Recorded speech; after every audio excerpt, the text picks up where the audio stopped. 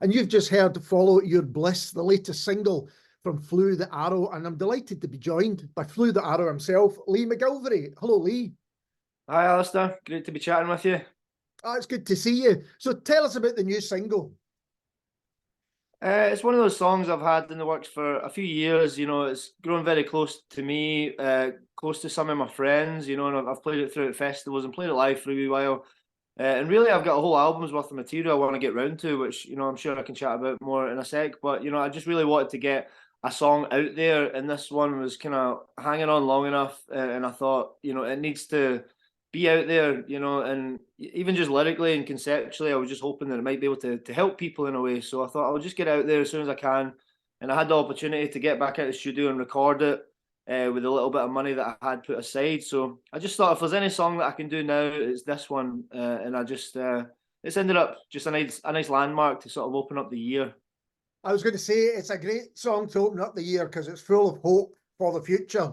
And, almost the perfect time to do it. And it's interesting that it's been around for a while. There's a really lovely production on it. So I'm taking it, there's other people involved. There's definitely, I know there's harmonies and stuff going on there, but who else is involved in it? Yeah, so currently I don't technically, have a band the way that I managed to muster one together a few years ago since coming out of lockdown.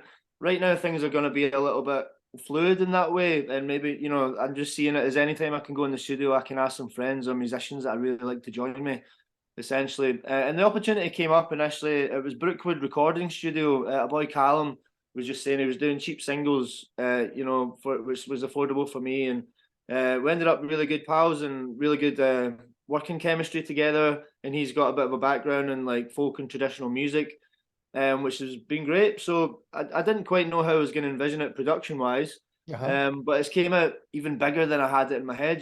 When I wrote the song, I sort of imagined, tearing through the Highlands at 1,000 miles an hour, and just driven by a Baran. But obviously the song's changed since then. And I just tried my best to get it down on vocals and guitar and then just create a lot of layers from there. So I kind of had an idea of the people I wanted to ask. This song I originally wrote with my friend Ross, who played with me for a few years. Ross Hull, he's an incredible fiddle player. And we've still got a few songs which we wrote together that hopefully I can still record with him over time. But I wanted to get Ross in and then build the song from there. I kind of see my music goes well as a duo with the fiddle. So I try and start with that and build from there. And that's where the song began. So I really wanted to get some double bass on this track. So I asked your man, David Bowden.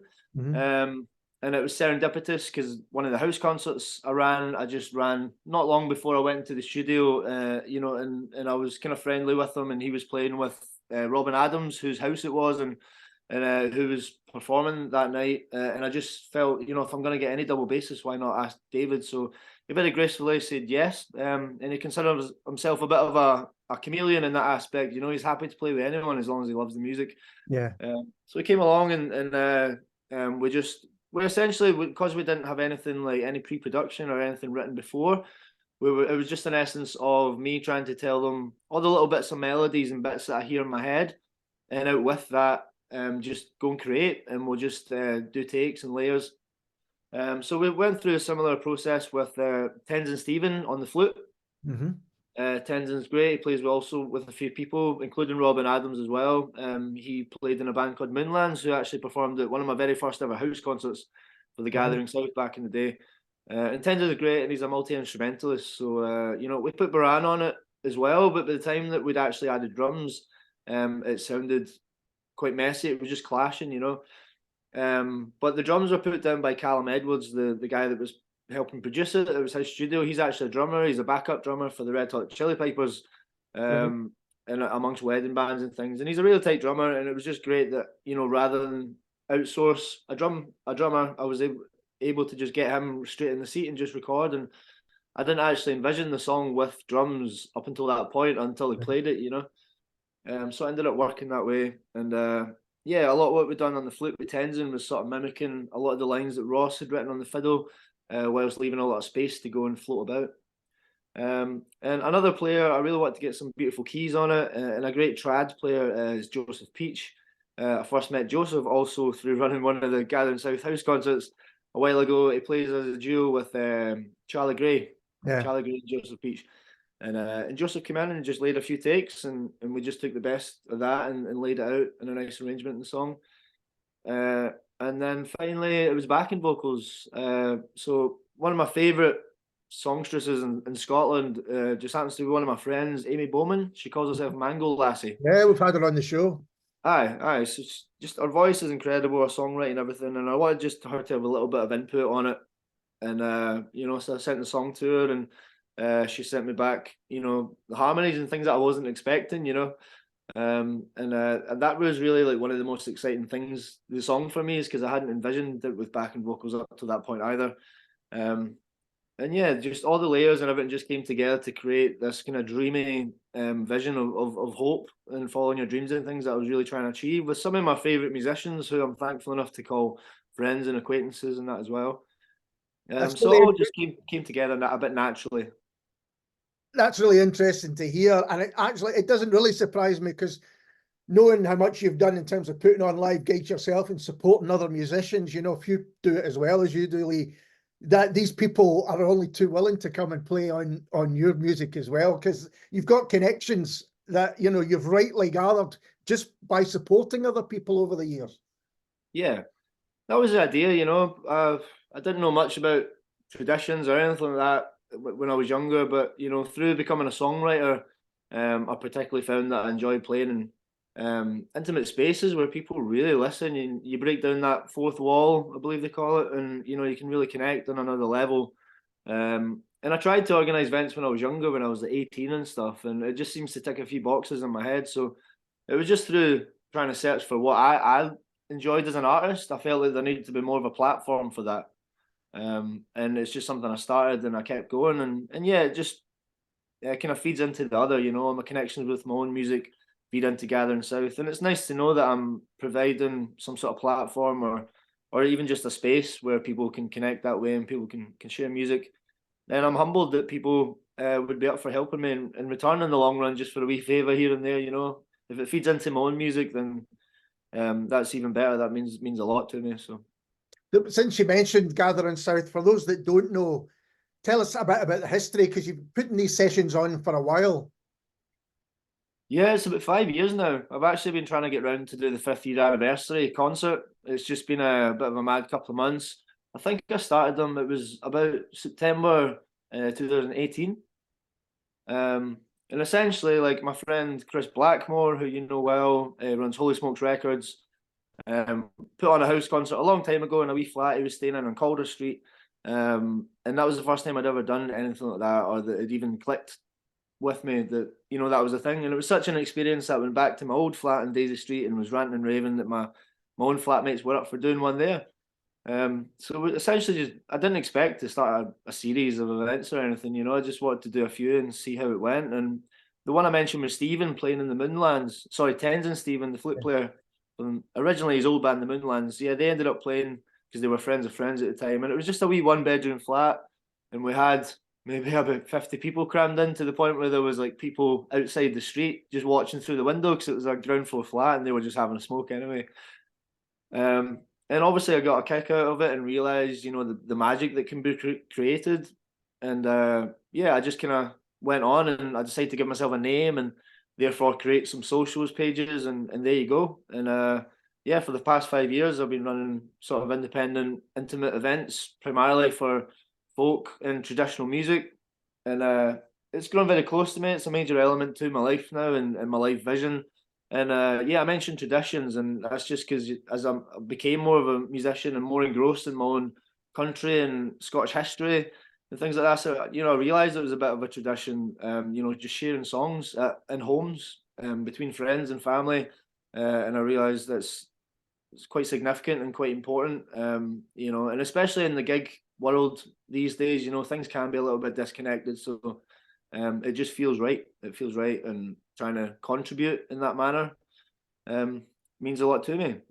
So yeah, I've done it for a few years up until lockdown, and then I wanted to keep on going, so I expanded into the Gathering South Goes West, which we record live studio session at Dystopia in Partick, and I started a Patreon for that, just to try and make it self-sustainable that way. The idea that people would get an entire full half-hour performance right to the living room, they could put their feet up with a cup of tea, especially through lockdown, it was a lot more relevant.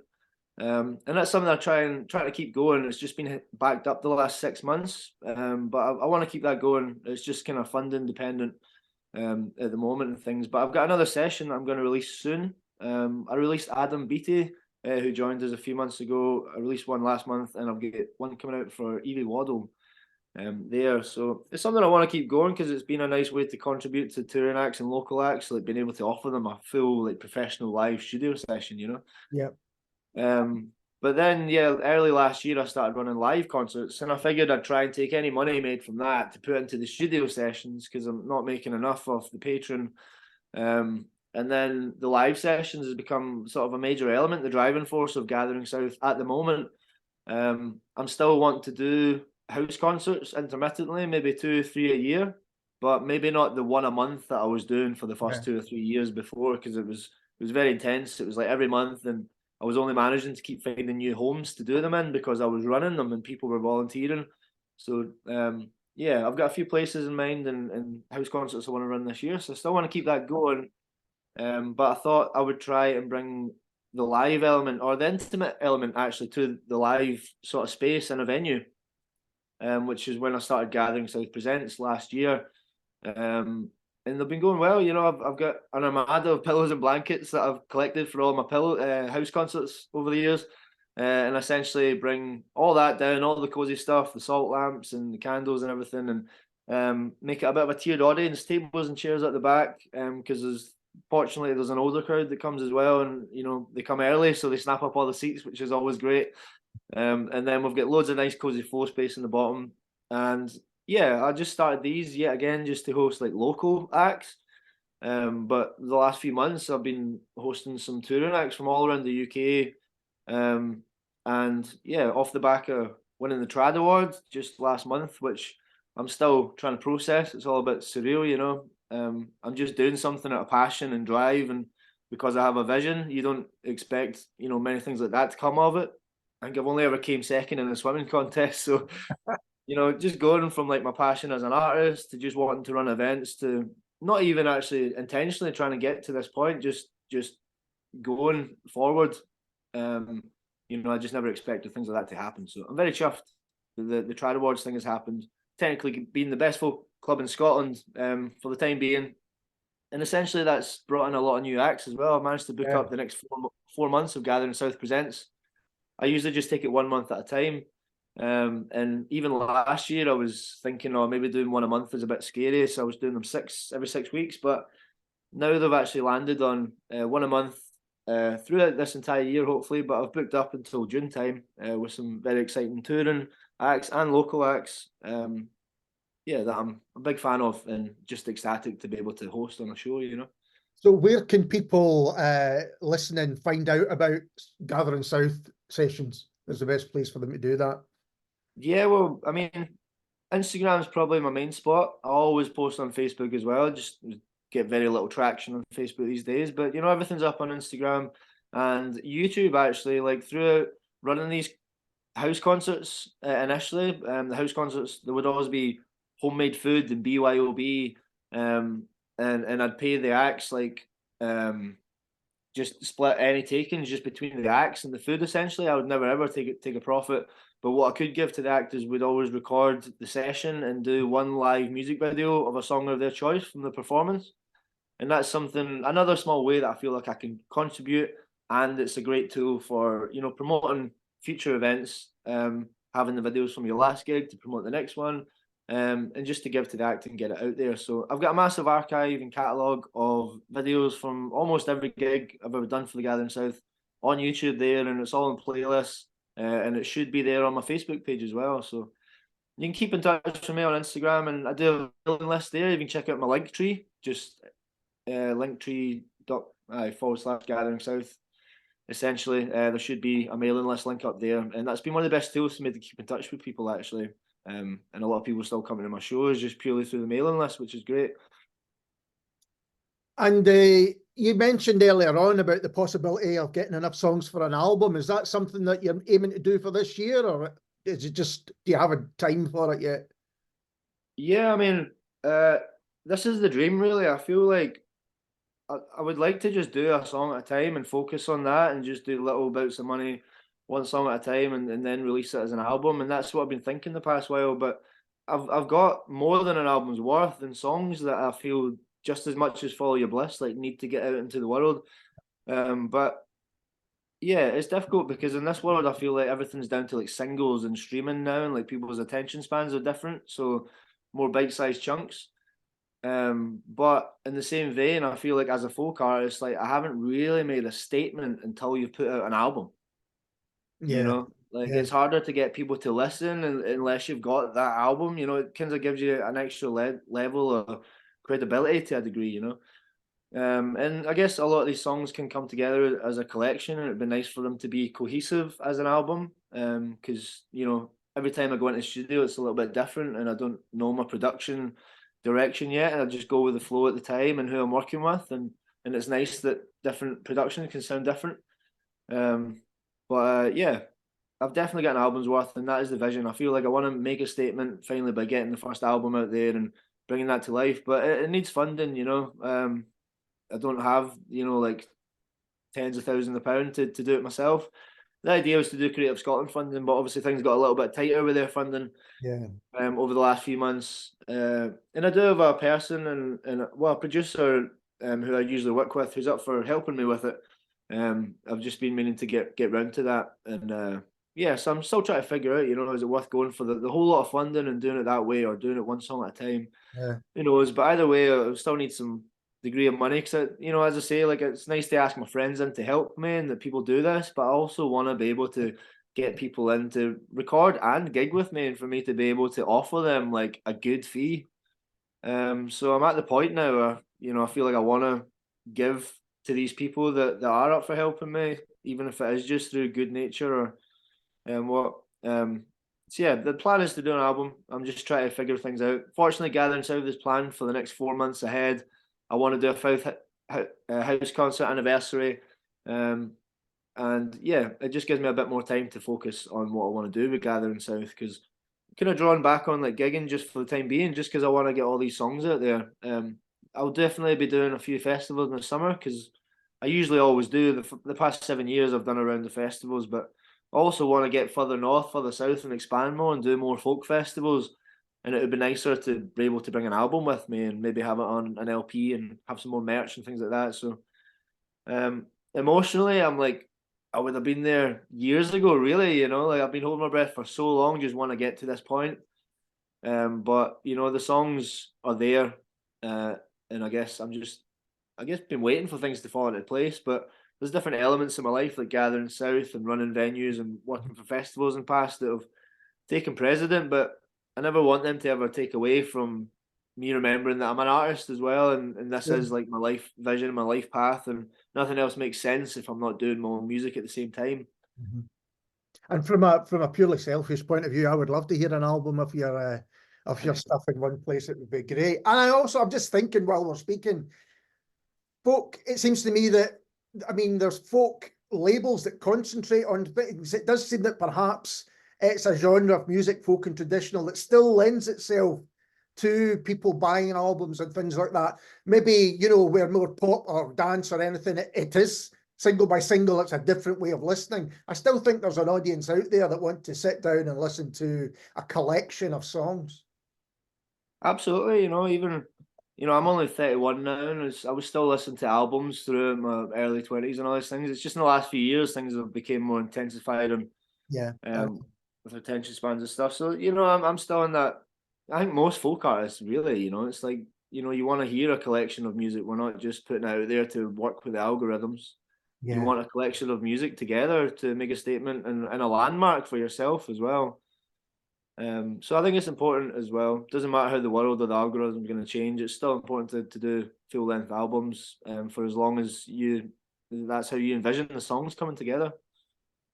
Well, Lee, I certainly hope that the album comes with us. But no matter what, I'm sure I'll catch up with you soon at something. It's always a pleasure to talk to you. Thanks for taking the time. You too, Alistair. Thank you very much, mate. Appreciate it. And this is Flew the Arrow and the Warmth and the Weight.